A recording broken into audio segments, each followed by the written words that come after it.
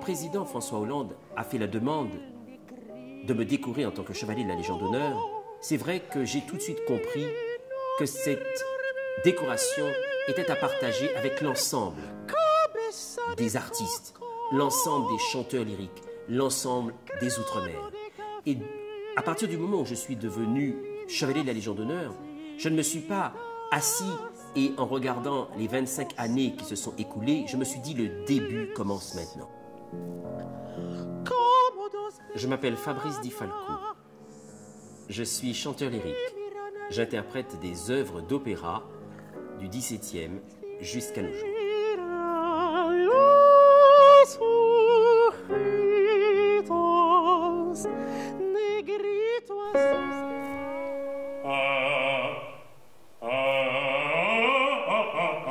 Plus.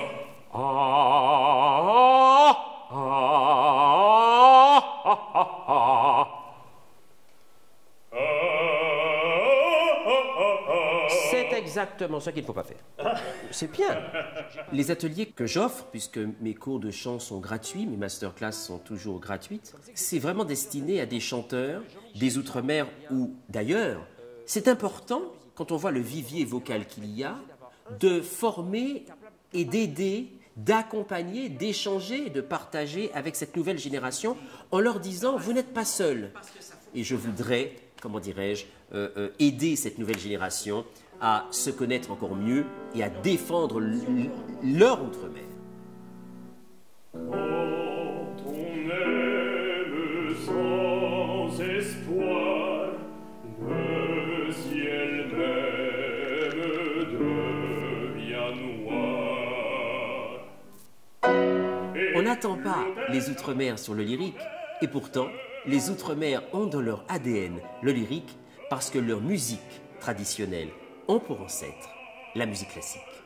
La biguine vient complètement de la musique classique, de toutes ces belles mazurkas de Chopin.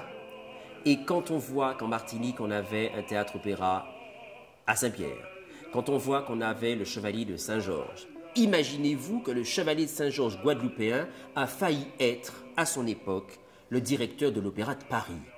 Imaginez-vous que Mozart quittait l'Autriche pour venir à Paris écouter le Chevalier de Saint-Georges.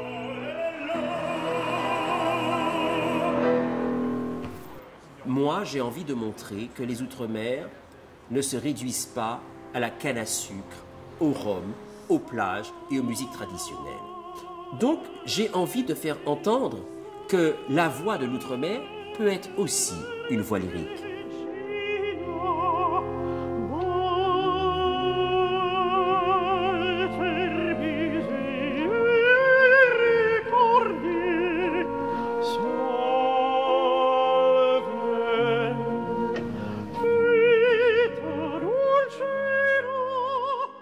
J'ai été décoré comme un jeune soldat qui part en combat et en mission.